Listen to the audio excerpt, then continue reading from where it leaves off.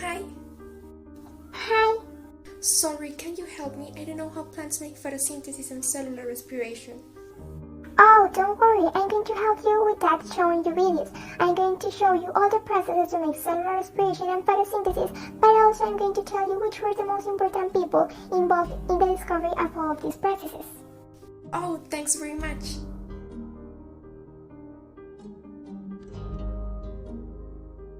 To start with the process of photosynthesis in the mangrove.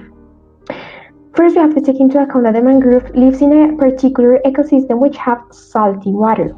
Also, the mangrove is on unsustainable ground. In other words, it grows in the water of the ecosystem, and that's why it has some special adaptations that help it to live here. One of these are the lenticels, which are small pores located in the stem of the tree, and when instead of floating, it helps to absorb oxygen from the water and in this order to not die. Factors that affect the process of photosynthesis. If there is an alteration in light intensity, it will disrupt the metabolism of the plant, the chlorophyll, and the inactivation of nucleic acid.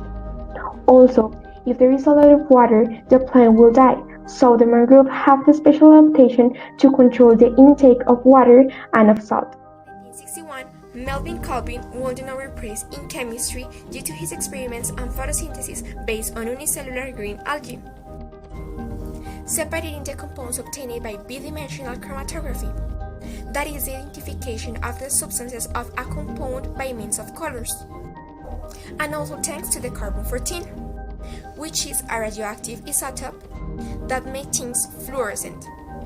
And in this order, the things could be seen in a better way. When he did this experiment, he put carbon-14 in the plant, and he realized that there were some spots on the leaves, but also showed its path. So he decided to put to these spots CO2. And also thanks to the carbon-14, he realized that there were some reactions that produce sugars in the cycle. That's why he said that plants produce sugars. And thanks to this discovering the process of assimilation of carbon dioxide, today known as Calvin cycle. In 1815, Richard Wheelstetter won the Nobel Prize in Chemistry for his deep research in plant pigments, especially in chlorophyll. However, it is important to note that he didn't discover the chlorophyll, but rather he expanded knowledge about its nature and about other organic molecules.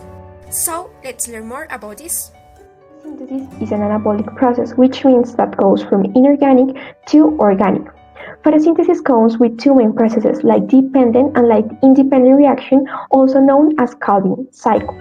Both processes occur in the chloroplast, so that's why I'm going to explain each part. All of this structure is called granum, but each one of those is called thylakoid. This is the strome that is like the cytoplasm of the chloroplast, this is the outer membrane, and this is the inner membrane.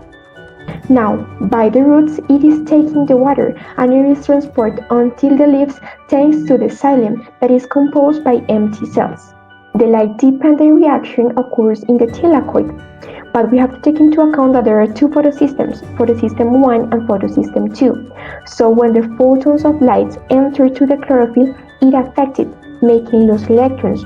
So that's why the water breaks down in hydrolysis to recover the chlorophyll. The oxygen goes out to the environment and the hydrogens that were left join with NADP to create NADPH. NADPH go to the photosystem 1 and in the photosystem 1 is where is create the ATP. After this, it started the Calvin cycle. NADPH and ATP that were left from photosystem 1 came to this process, and thanks to the CO2 assimilation, it converts this into glucose, NADP, and ADP. The CO2 was taken from the atmosphere thanks to the stomata, a cellular structure located in the back part of the leaves. And when it is open, it absorbs CO2 and it releases O2 from the light-dependent reaction and H2O.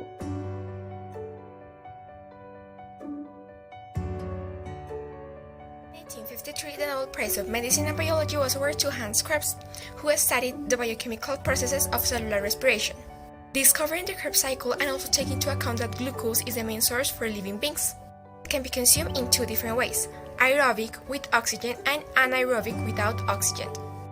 But Krebs also received this award with Philip's Albert Liebman. who found the reaction that helped extracting energy from the extract of glucose.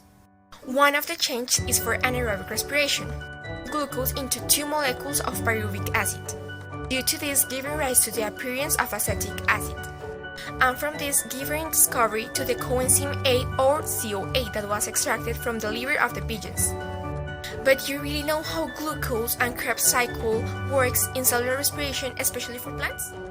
Cellular respiration comes with three main processes. The first one is glycolysis, that is an anaerobic process, and it occurs in the cytoplasm of the cell. When the glucose enters, it starts immediately this process. ADP passes to ATP, NAD passes to NADH, and from the glycolysis it came to pyruvates. After the glycolysis, it came the Krebs cycle, that is an aerobic process, and it occurs in the mitochondria. As I said before, the two pyruvates that were left from the glycolysis came into 2-acetyl-CoA, and thanks to this, FAD passes for FADH, NAD passes to NADH, and as a scarf, it came out carbon dioxide. With this cycle and some other experiments, Krebs changed the idea that the oxygen that we inhale is transformed into carbon dioxide. The process is the electron transport change that occurs in the mitochondrial interface. FADH passes to FAD, NADH passes to NAD. The hydrogens that were left from the Covengers go to the mitochondrial interface, and here the ATP synthase is in charge of joining ATP with inorganic phosphate to create ATP. In total, there are created 38 ATP.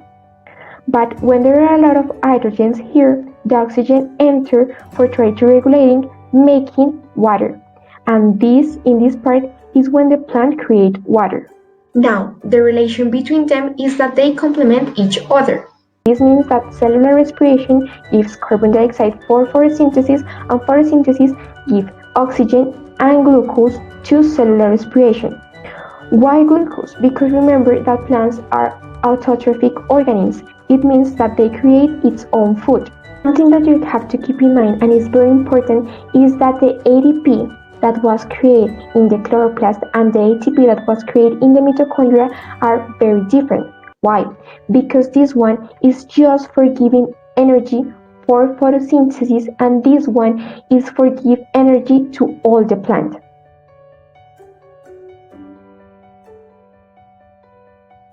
Now, I suppose that you are asking, how is the behavior of the plant in extreme conditions?